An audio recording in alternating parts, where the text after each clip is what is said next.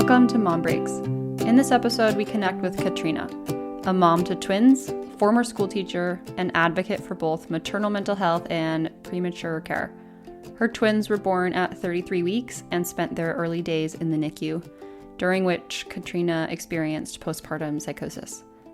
Based in Sydney, Australia, Katrina reflects on the hospital and legal system's approach to scheduling or involuntary commitment, which required her to remain in treatment for more than a month. She also shares insight into how Australia's public and private systems shape access to care, and the challenges in staffing mother-baby units as psychiatrists have moved toward private practice. Katrina had previously managed anxiety and depression and later received ADHD and bipolar diagnoses.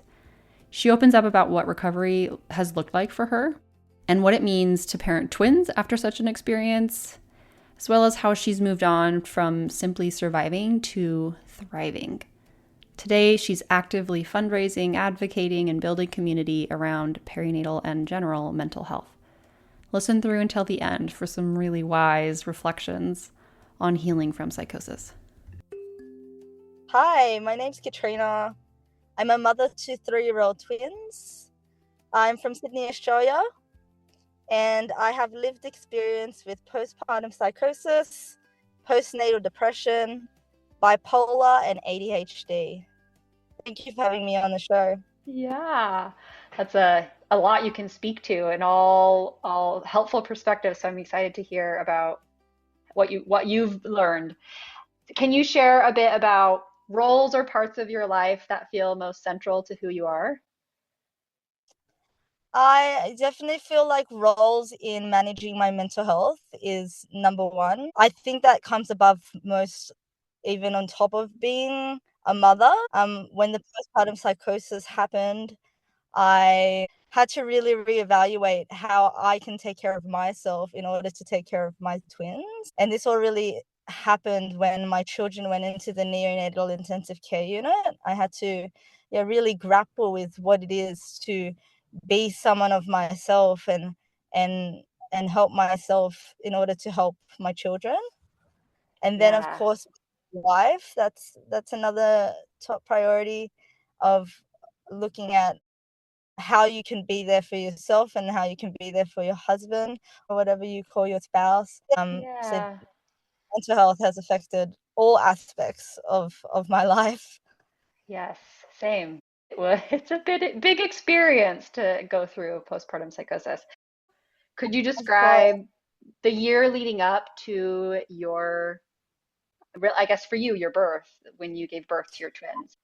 So we found out we were pregnant in around June 2021, and it was also exciting. We found out we were expecting two at the same time, and Mm, as first-time parents, we were just so excited. I was a high-risk pregnancy, and I had scans every 2 weeks, but I said to my husband just the other day, even though I had scans leading up to the birth of my children, I was not told about postpartum psychosis. I sat in the same waiting room every 2 weeks, and I had no idea that postpartum psychosis was actually a thing. I don't think there's much education on postpartum psychosis and perinatal health in general. I think we're rising, and I think it's amazing that you're doing this podcast because it allows people to have some knowledge and some context on what could actually happen. It's very treatable, but it's only between 1 to 2 women in 1,000 births that it happens to. So, when we did find out that we were pregnant, we were so excited and so happy. And then we actually had our birth, and then it was quite traumatic. So I believe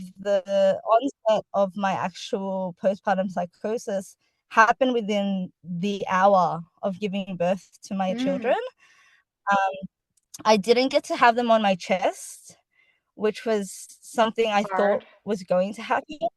In Yeah. mainstream media, yeah, even if you have an emergency C-section, you see people have their children on their chest, and I didn't have that. And then the fact that they got wheeled into the neonatal intensive care unit really quickly, I felt like that contributed. I didn't get to see them for about 8 hours. And then Wow. when I did see one of my children one of my twins, he actually had respiratory support on his face. So it was all really confronting. Yeah. Um, Yeah. and That sounds like a and lot. and I truly wish that there was more support out there and education on postpartum psychosis. Yeah. Did your providers talk to you about mental health otherwise, like depression or anxiety? Was that something discussed? The the most that they did with me actually was on the form that we had to have for our delivery. So kind of like our birth plan and information. It just said you just need to flag mental health. And I actually flagged my anxiety and depression that I've had in the past. And I had flagged it and I had waited weeks for a social worker, but due to the pandemic, there was just no one available. Hmm. So although I flagged it, not much happened. Oh. I do feel like if I perhaps received a social worker earlier, then maybe they would have been able to help and monitor and, pick up on the fact that I was potentially going manic. Mm. Um, 12 days postpartum. So I had the onset, I think, straight after birth, and then the actual admission into hospital and the diagnosis came 12 days after. So I gave birth at 33 weeks and then Uh-huh. at 35 weeks. So when I was about 12 days postpartum, that was when they had said, you've got postpartum psychosis. And then I'm not sure what they call it over in the US, but I basically got scheduled. But basically, under the Mental Health Act, I had to stay in hospital for 33 Oh, days. you had to. Oh, Had to.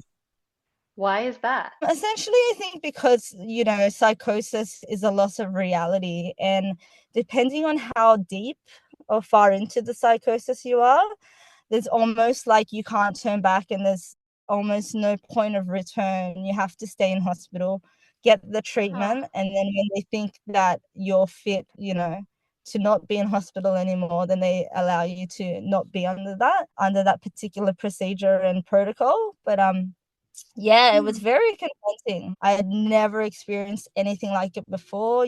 Before the postpartum psychosis, I was a full-time school teacher, Hmm. teaching little children, primary school children. Yeah, it was so confronting to have to deal with the legal system and the hospital system in that way, Oh. solely because I had no education on postpartum psychosis. Okay, follow-up question. Why did you have to interact with the legal system? Essentially, when you get scheduled in Australia, you have to be in hospital for a particular time. And so we have two different types of patients in the mental health ward. You either have voluntary, where you can Uh, voluntarily go Admit into yourself. hospital. Yeah, that's right. Admit yourself, and you can go at any time. Or you're involuntary, where an external doctor has said that you have to actually stay and you have to receive treatment and you can't leave. So a lot of women, I'm in a support group for Australia and New Zealand. And there are actually a lot of women that have been scheduled because, yeah, like I said, we just had no knowledge of postpartum psychosis. So then when the mania did occur, it was deemed appropriate for us to have to stay in hospital to receive treatment, even if we wanted to leave. Katrina does a great job articulating voluntary versus involuntary treatment or scheduling in Australia. I went to pull some data on the distinction specific to Australia, and I found some information, some statistics that are interesting. About 46% of hospitalizations in acute mental health units in Australia involve some form of involuntary treatment. That climbs to 49% in New South Wales and 87% in the Northern Territory of Australia. And then Western Australia has a much lower rate of only 26% of admissions. So it looks like quite varied statistics around the different regions. However, an overall rate of almost half of acute mental health hospitalizations are coded as involuntary. And something can be coded as involuntary if the person receives involuntary treatment at any point during their stay. That's what it's saying here, meaning someone may not be under that order the entire time. I'll link the website I'm looking at. It is the Australian Institute of Health and Welfare. It's a .gov.au website. They also highlight how each territory or state in Australia has its own mental health legislation and processes. So that could account for some of the variation in this data that I'm referencing. There are likely varied definitions and approaches. So regardless, these rates are high. One Australian org called the National Mental Health Consumer and Care Forum is doing work because they believe this is happening too frequently. Involuntary commitment. A comparative study across 22 countries found that Australia has one of the highest rates of involuntary hospitalization in the world, more than double the median rate across these 22 countries studied, second only to Austria, which is the highest, and way above Italy, which is the lowest. Assuming occurrence is similar around the globe, you would think the number of cases requiring involuntary commitment would be similar. So there must be different practices in these different countries of defining and administering involuntary versus voluntary admission. As we discussed in an earlier episode with Kendra, voluntary versus involuntary admission is recorded and tracked differently, at least in the US. And involuntary commitment can sometimes trigger licensing reviews depending on your profession or even job loss. It sounds like this is something some Australian organizations are aware of and working to address because, yeah, it's pretty high. Now let's hear about how the experience was being hospitalized for postpartum psychosis. Wow. So then in your 33 days in the hospital, is that right? Yes. Wow, 33 weeks gestation, 33 Yeah, days in the hospital. 33 for me. Something about 33. Um, were you 33 years old by chance? That would be crazy. No, I'm 30 now. But something might happen when I'm 33. What was that like? The 33 days you were there, were you manic? Like, did you continue to have symptoms through most of that? Yeah. Or did you feel like you were grounded pretty early? No, I don't think my full recovery even happened for a whole year afterwards. When I was scheduled, I I was very heightened. I was very manic. They were trialing different medications on me. But the hardest thing about my admission was that I was actually admitted into an adult psych ward. And Same. I should have actually been admitted into a mother baby unit.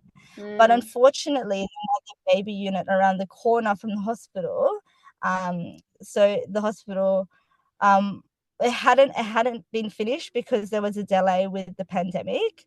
So mm-hmm. essentially, when I was discharged and I was stable on good medication, but I needed to go in for more recovery and support and treatment, the hospital wasn't open.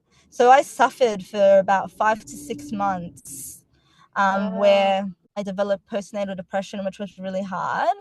And then Mm, essentially, after the 5 to 6 months of suffering, mother baby unit opened up in the city of Sydney, which allowed me to go in with my twins. At that mm, point, my twins were 6 months. But what was fundamentally important is that it was the first public mother and baby unit ever opened up in New South Wales.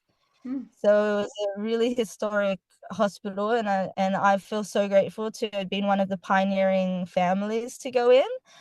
So essentially, after I went in, I then received a diagnosis of bipolar When you were in the mother baby unit.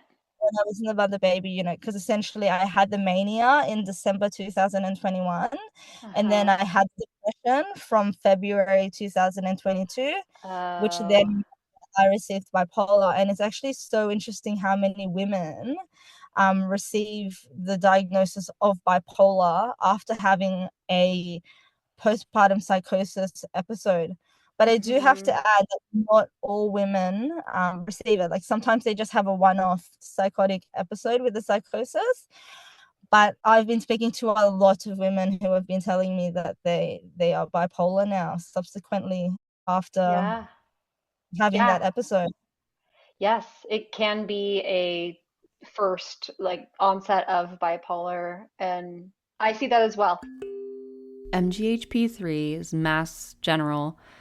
They recently published preliminary work from their postpartum psychosis project exploring precisely this. After a first episode of postpartum psychosis, moms are at an increased risk for future manic, depressive, or psychotic episodes, but not everyone goes on to develop bipolar disorder. One longitudinal study suggests that about 2/3 of women don't experience another major psychiatric episode in the 4 years that follow. But postpartum psychosis can mark the beginning of a more recurring mood disorder. The challenge is figuring out who benefits from long-term mood stabilizers and who may recover fully without them. While postpartum psychosis overlaps or can overlap with bipolar symptoms, it's not always the same thing. Some experience what they call pure postpartum psychosis, which is an episode that occurs only after childbirth without mania or ongoing mood symptoms. So this recent paper, it was published in December of 2024. MGHP3, the researchers are calling for a broader lens for future research to look beyond bipolar cohorts, research the course of illness and treatment over time, and explore additional links between postpartum psychosis and histories of depression, suicidal ideation, and generalized anxiety disorder. So I thought that was relevant to what Katrina was talking about, and I will link that study if you want to read more. We're going to hear from Katrina about some reflections on the difference between her time in a general adult psych ward and then later a mother-baby unit. They were very different in that in the adult psych ward, you're mixed with every kind of adult you could really think of. It was not equipped to work and care for someone who had children who needed to, express breast milk for her children in NICU. It lacked support, and a lot of women that I speak to that have been in adult psych wards say the exact same thing. We need a specialized unit, and that is a mother baby unit to do that. So I feel a bit robbed in the fact that I couldn't have gone to a mother baby unit and received that special care with, specialized doctors who specialize in perinatal care, the psychiatrists, the nurses, the actual facility itself. Like, for example, I used to have to isolate myself in my room to express breast milk because it was a mixed adult ward. And there were no nurses that were really checking up on me to make sure that I was doing that. But the nurses are amazing. I just don't think it's a curated ward for that. In comparison to a mother baby unit, I just speak so highly of mother baby units because they're specialized. They have your specialized perinatal psychiatrists and doctors. You have nurses who have the criteria of how to care and tend to the mother who is having mental health and to their children. Like, the fact that I could actually have my children in the same ward as me It's amazing. was so fundamentally important for my recovery. Yeah. Yeah. Okay. Another comparison question. You said that you had managed anxiety and depression before your pregnancy. How would you compare the depression you experienced previously to postnatal depression after your psychosis? Oh, it's honestly, the word I could say is unbearable. It's Oh. this it's this painful experience where, if you didn't have children yet and you were depressed, you could go to your doctor, you could maybe be medicated on a particular medication, you could go and do really wholesome extracurricular activities. But when you're postpartum and you're in postnatal depression, particularly for me, and I'm speaking for twin mums, like Yeah. you can't just go to the gym and go to the sauna. Like it is so hard to even leave the house to get out of bed, but you've got kids to take care of. It was the Hmm. most insufferable thing I have ever gone through. I just would not Oh, wish it on anyone. It was, yeah, to compare the two, you've got a lot of will and mobility. Perhaps when you're single or you don't have kids, versus when you do have kids, and like the weight of your children are, really, really weighs on you, and it feels as heavy as the depression because you feel so helpless. You're not sure what you can do to help yourself, other than, I mean, I took medication, and that helped resolve things, but it's, yeah, really hard. Really, really, yeah. really hard. Yeah. So much empathy for people, for women going through postpartum psychosis and postnatal depression and postpartum anxiety, because it's such a real thing. I don't think many people talk about the anxiety part enough of being like a Yeah. first time parent or a parent who's going through mental health. It's really heavy. I wasn't sure if twin pregnancies were associated with an increased risk of experiencing PMAD, so I pulled some information. Twin pregnancies clearly come with extra physical, emotional, and logistical challenges, and I will link some work that explores how carrying multiples, not just, so twins are more likely to experience perinatal and mood anxiety disorders. There are higher rates of complications, preterm birth, NICU stays, and sleep deprivation, which all add to stress and can increase risk of depression or anxiety. One cross-sectional study, which is observational, it's data from a single point in time looking to examine relationships between variables. It cannot establish cause and effect. This study found that 1 in 3 women pregnant with twins was anxious or depressed. And another study looked at how mothers of twins are at a higher risk of depression than mothers of just one, with the risk strongest in the early months after birth and lasting up to 6 months, where fathers of twins have a modestly increased risk of depression, particularly around 6 months. So not as much in the early days, which is interesting. So back to Katrina. How would you describe postpartum psychosis to someone who hasn't experienced it? I would describe postpartum psychosis as a major lack of reality. Like you've lost reality.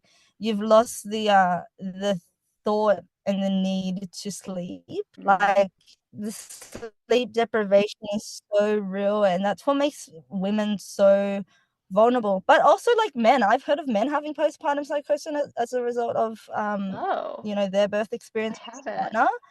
Cool. Yeah. Hmm. But I honestly think that the lack of sleep and the lack of reality and um the fast pace, like people with postpartum psychosis, not always, but typically move really quickly. They speak really fast and they can't catch a breath. Their heartbeat is rapid. That's what it was for me. Like my heartbeat felt like it was pounding out of my chest. And there's things like not eating, so a change in appetite. Grandiosity is another thing. Like you're so tired, you're running on 0 sleep or 3 hours sleep, but you think you can conquer the world.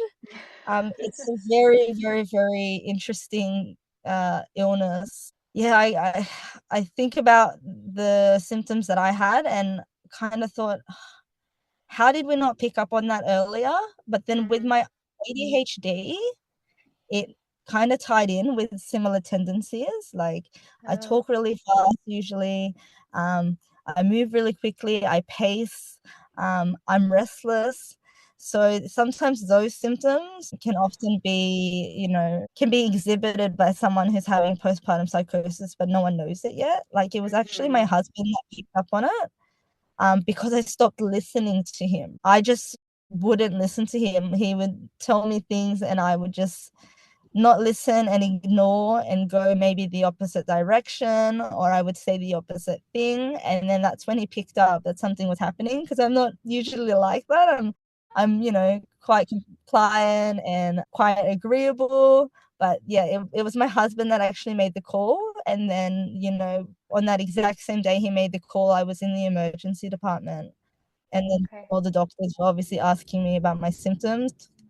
And then after 10 hours, they finally diagnosed me with psychosis. All right, two quick notes. One on men having postpartum psychosis and on ADHD. Postpartum psychosis can occur in fathers. It is not common. There are a few case reports describing fathers with delusions. There's one who was highly concerned about his child and paranoid of bad things happening and was treated for a manic episode 5 days after the birth of his baby. That's one case report I read through. So stressors around childbirth and becoming a parent are clearly present for fathers too. And that said, broader population-based research, so a population-based study examines a group of individuals from the general population who share a common characteristic to understand health trends and outcomes. So that one study showed that the overall risk of severe psychiatric disorders in new fathers is very low. Results showed that becoming a father does not trigger a steep increase in severe mental illness, and severe psychiatric episodes among fathers is pretty uncommon. So it can happen, not common. On ADHD, I hadn't looked at this at all. Having ADHD doesn't mean, of course, that someone will experience mania or psychosis, but there is some overlap with symptoms, like Katrina saying. People with ADHD may be slightly more vulnerable to mania, especially during periods of extreme stress, sleep loss, or postpartum, like big life change, like having a baby. It's a reminder that underlying conditions and life circumstances can interact in unexpected ways. I'll link one study out of Iceland that is exploring a growing concern around ADHD medications and an increased risk of first onset psychosis or mania. And essentially they are calling for just awareness of a small but real risk among adults treated for ADHD, just being aware that there is a risk of psychosis. So I'll link that if anyone is interested in exploring that. Okay, now we will hear from Katrina on how they sought care. They were in the hospital still. Well, we were actually already in the hospital because my children were still in the Oh, NICU. We were doing our visitations and our cares and, feeding the children and doing kangaroo care, where the children go on your chest for a few hours and you get to yeah. snuggle them. So we were doing all of those things. And I just became quite agitated on that day, Mm. because my symptoms had just reached full point. Like I needed to go into hospital. I needed to get medicated. And I must add, like, I know I was scheduled, but I don't think there's any shame in that. I think for years I carried the shame, and now that I'm advocating, there is no shame in getting help, especially when it's something that's not even your fault. Yeah. And I think that's, something that I want every woman that has had like postpartum psychosis is to know that it's not your fault that you had it. You just happened to be the vulnerable one in that circumstance to have received that. Yeah. Yeah. So yeah, basically, yeah, I was already in the hospital. So then the nurse unit manager of the NICU, he actually walked me down with my husband to the emergency department and kind of helped fast track things and explain things to the doctor. And I don't know how much people know about the hospital system, but basically when you get triaged, you're triaged into categories, and psychosis is like number one. It's up there in a high category. So if you go into an emergency department and triage, you'll get triaged quickly, like ASAP. because they can't leave you in the waiting room, because for Yeah. obvious reasons you're psychotic. Yeah. I But yeah, yeah. like I said, there's I no caused shame in quite it. a commotion myself in the waiting room in the ER. Oh So no. there was no other option but to help. So Yes. that makes sense that there's like a Yeah. system. I'm glad you received the help. Yeah. So you were in hospital, your babies are in the NICU. What would you say was the first sign as you look back of symptoms of postpartum psychosis? The first sign, I think, was refusal of medication. So after I had my emergency C-section, in my head and in my heart, I did not need painkiller medication. I was refusing it. Um, and anyone in their right mind, if it was sort of prescribed to you or offered to you, you would take it. So I needed the midwife to actually convince me like why I should take it. And I think because I had already had the onset, I was refusing like medication because I just wasn't sure. I thought it was going to affect my breast milk. But another thing that really affected me and contributed to my psychosis was breastfeeding and expressing milk. Like I became really fixated and obsessed with having to breastfeed my children when we all know, fed is best. But I was so fixated in trying to make sure I could express breast milk. So then I was staying up and trying to do that, even though I needed to just sleep. I needed to recover. Like I had an emergency C-section. And I don't think all women um really give themselves enough grace when they have a C-section. I speak to so many women that just say, yeah, like I was fine. I had to do this. I got up and I was up and running, but it was like, you do know that you just had a major surgery, a huge, huge surgery.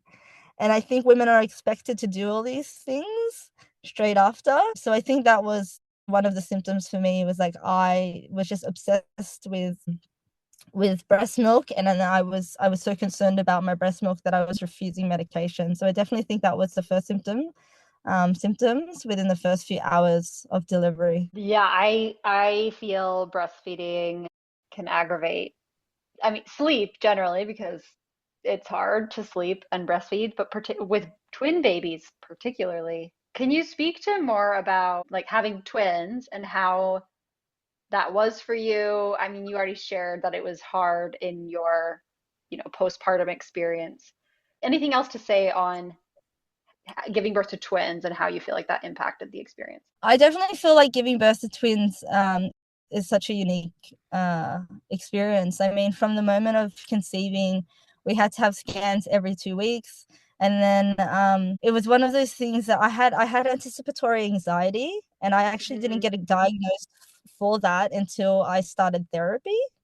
But with my anticipatory anxiety, like I was just so scared because there's a thing called twin to twin transfusion syndrome, where basically one twin might take all the nutrients and grow far bigger than the other.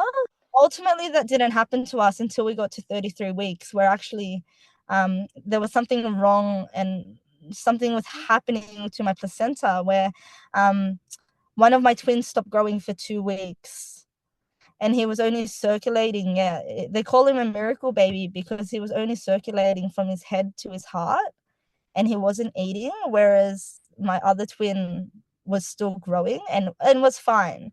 So that's why we gave birth so early, because he stopped growing. And essentially, if I can speak to twin mums, it is sometimes that happens, like because your body's working so hard and you might only have one placenta. We only had one placenta.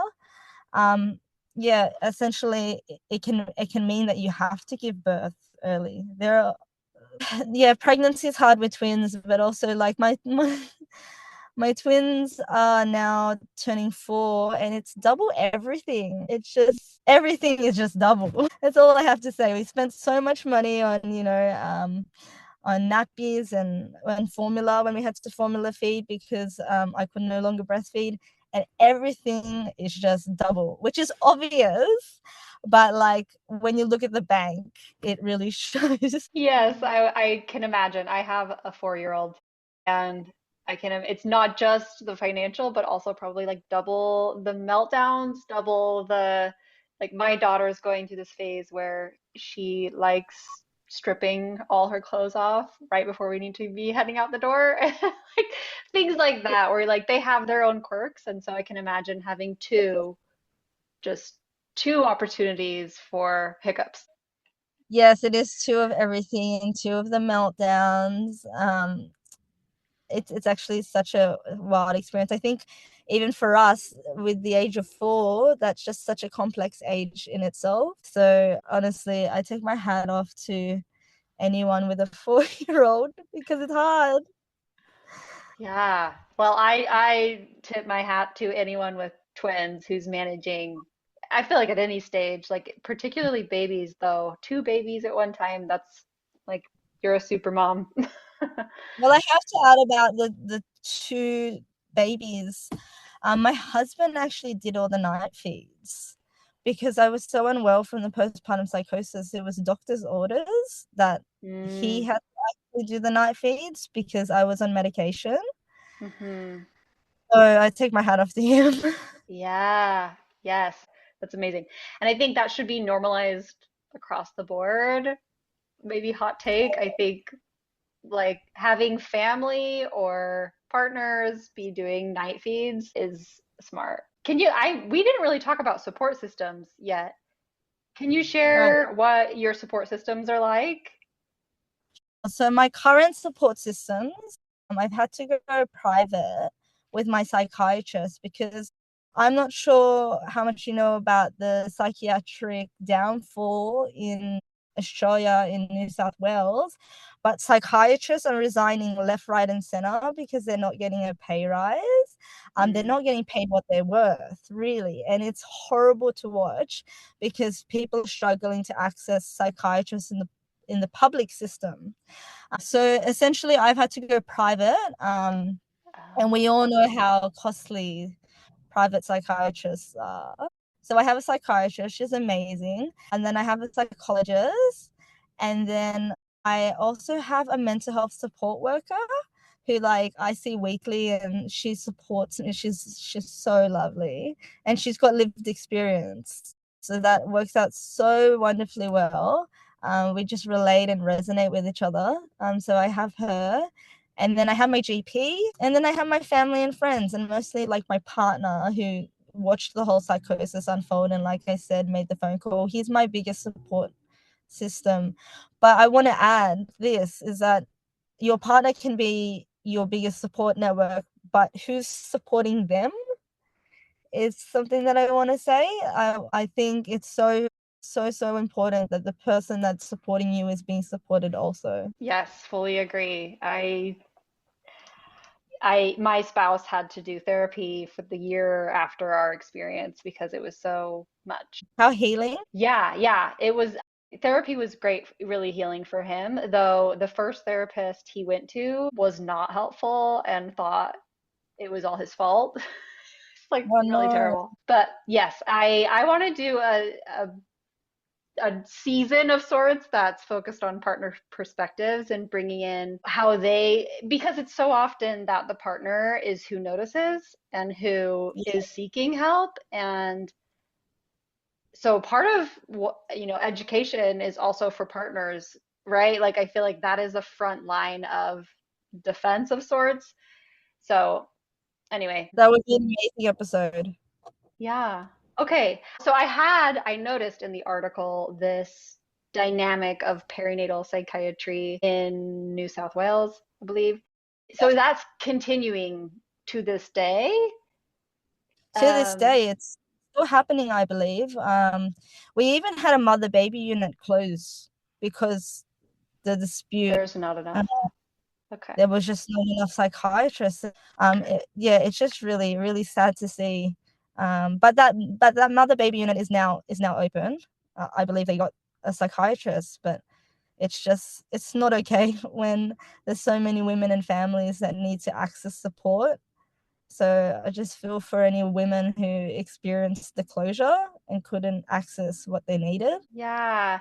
So you said that this is happening in the public sphere because of salaries and that many are going private. That looks like you would need to pay them out of pocket type of system in order to get care from a private psychiatrist. Is that right?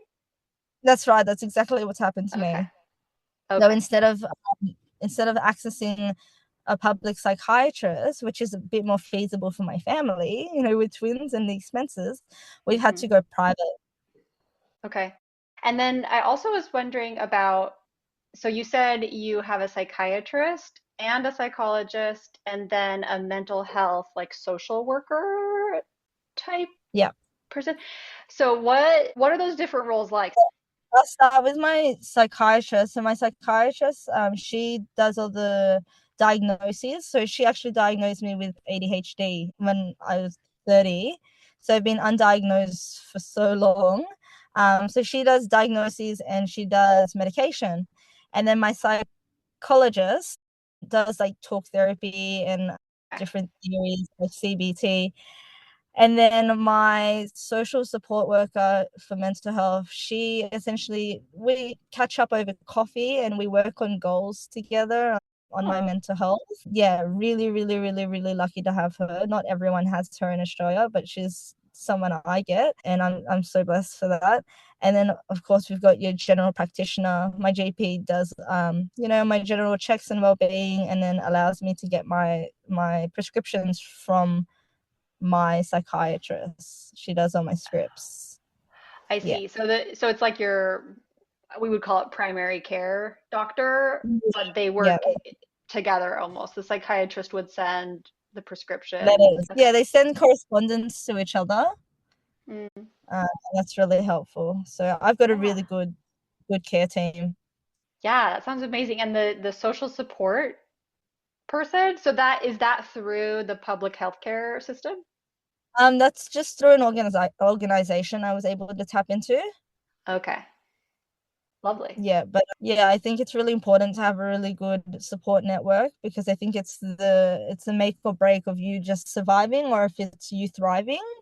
And for the first 2 years of my children's life, I was just surviving. Hmm. And now that I've got really good support, I feel like I'm thriving.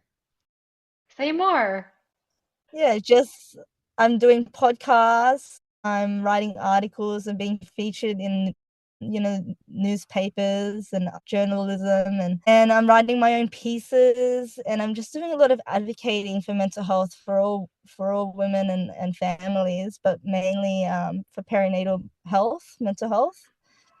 So feeling really happy and proud about that. And I just feel really happy that I'm on this podcast with you. So yeah, thank you again. Yeah, that's amazing. I love that. I'm so glad you are thriving, and I am grateful to you for your advocacy work, for sharing your story. And anyway, I'm honored that you're here talking to me. I would love to hear about how you feel like you got to this place of thriving. I mean, you just shared your care team. What other treatment do you feel has made the biggest difference in your recovery? Uh, I think exercise. I think Mm, exercise and eating really well and having a good social network. Like, of course, you've got your primary care team that you have mentally, but to be able to like see a good set of friends that you have and family, just to have a good drink and a laugh about, oh, do you remember that time you did this when you were psychotic? Is really great. And then exercise for me, like going for short runs and short walks, whatever you can manage. Yeah, there's no pressure. So long as you can try and do a little bit of exercise and get those endorphins running, I think that's what's really helped. Fundraising is also another thing. So obviously I'm advocating, but I've also been fundraising for like life-saving equipment for the NICU. Um, so that's been helping with my health, like, having people support you and banter behind you for something that you really believe in has been nice. So I've done that. And then I'm currently hosting this thing called a Big Blue Table. And during Mental Health Month in October, you actually like put on a spread over a big blue table and everyone wears blue for mental health for the organization Beyond Blue. And yeah, those are the little things that I try to do to be more than just surviving. I want to keep thriving, and I want my kids to see that, because Yeah, mental health will be definitely part of their life because I mean it's here to stay with the bipolar. Um, Mm. but yeah, absolutely love doing those things, fundraising for organizations. Yeah, that's amazing. I love that. Is that like a local organization then? So Beyond Blue is an Australian organization, I believe. Okay.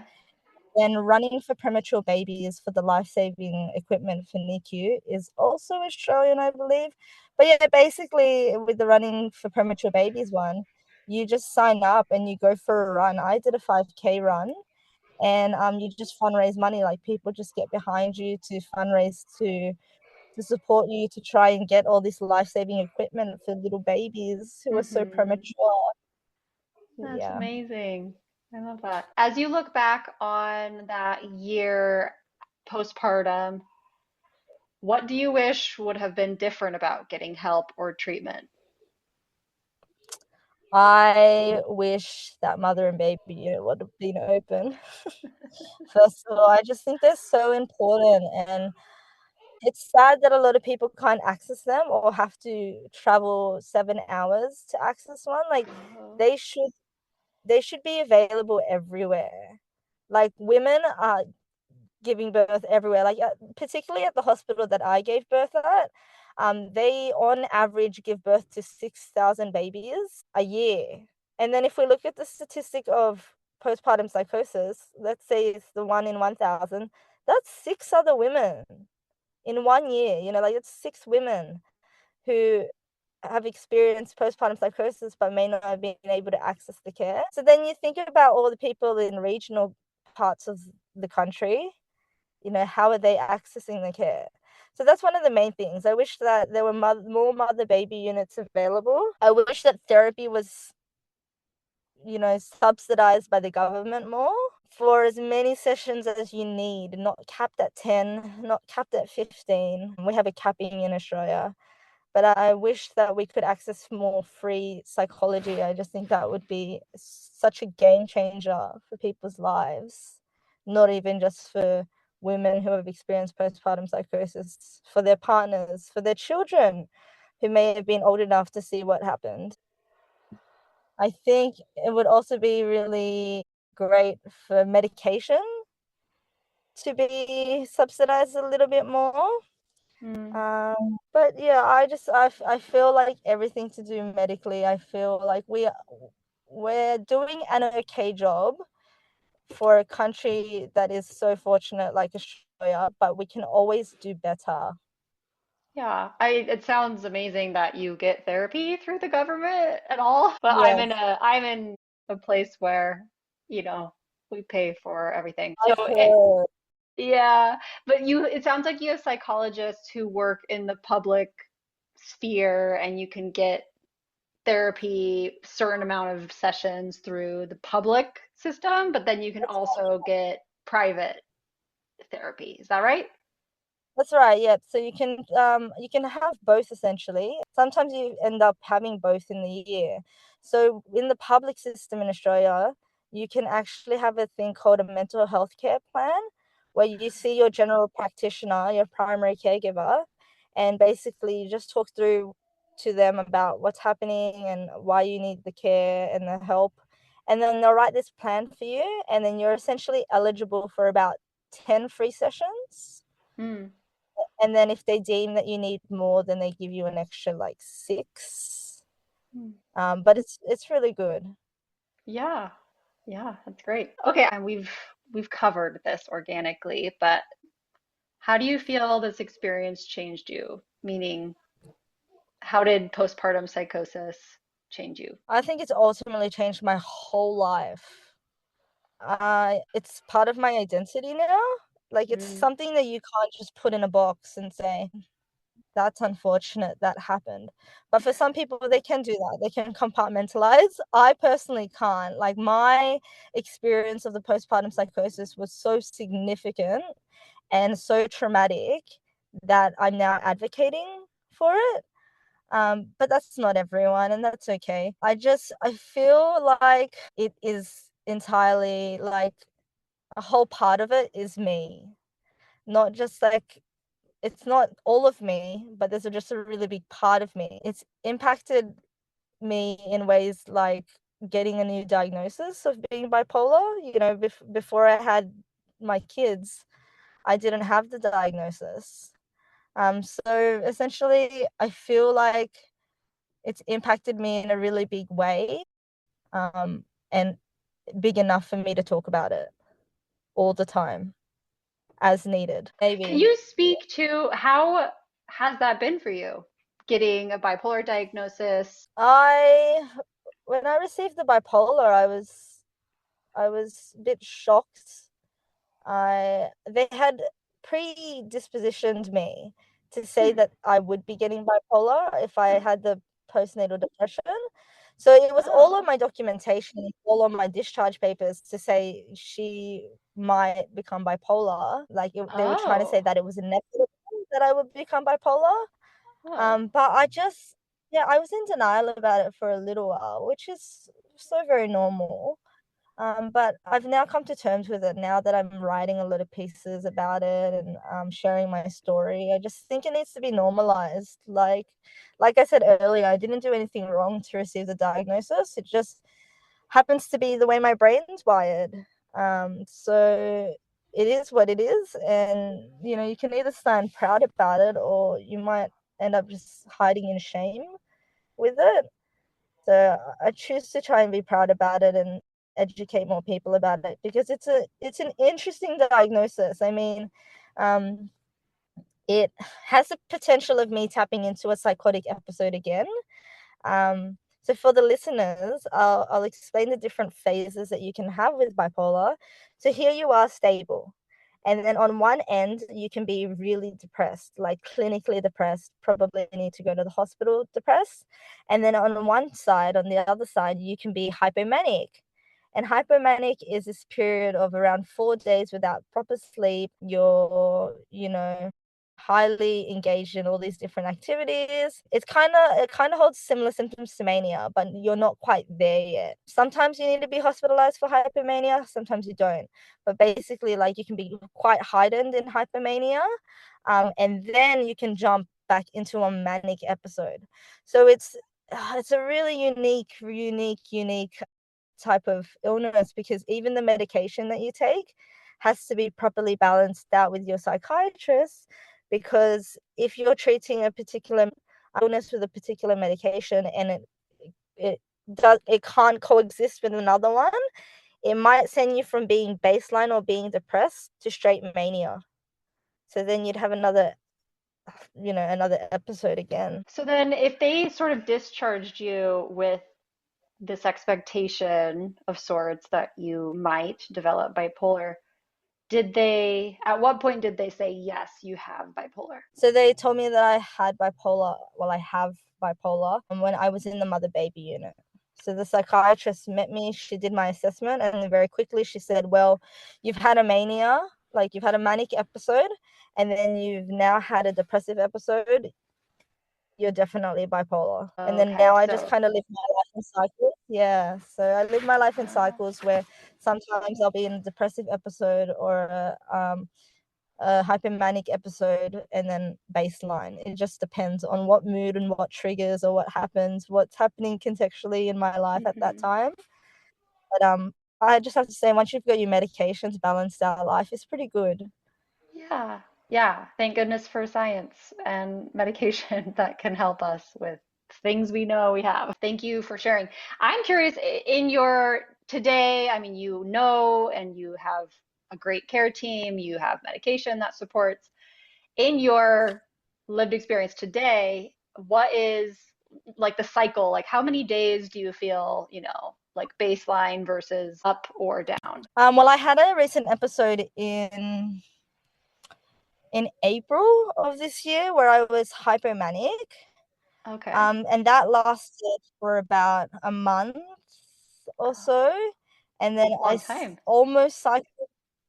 Yeah, it's a heightened experience. The episode itself lasted for 3-4 days, but yeah, the hospital system at the time could not manage because of the whole psychiatric dispute.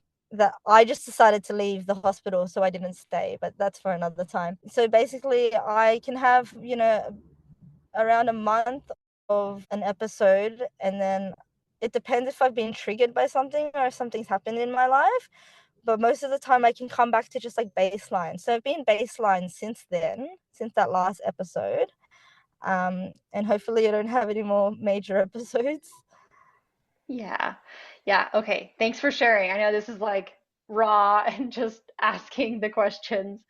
You've That's already okay. shared that you have been doing a lot of advocacy work. You feel like you're thriving. Are there any other proud moments that you can share about something that your psychosis self back many years ago would find hard to believe? Yes, actually, I run a support group online for women with postpartum psychosis. So Amazing.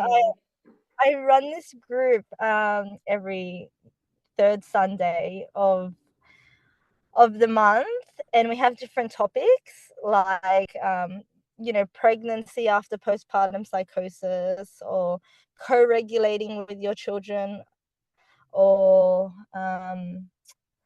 looking at the perspective of your partner through postpartum psychosis. So every third Sunday of the month, we meet and we all chat online, and it's this amazing electric atmosphere that the women just share their stories about what's happened or how they've recovered from postpartum psychosis. So that's been happening for a few months now. So that's something I'm really proud of. And then everything I said earlier, but mostly mothering. Like I said, like the first 2 years was surviving, and now I feel like we're thriving. And despite my mental illness, well, my mental challenges and complexities, I feel like I'm doing a good job taking care of my kids. I feel like they're thriving too, and that's a true representation of how my family has now overcome this big thing that we went through.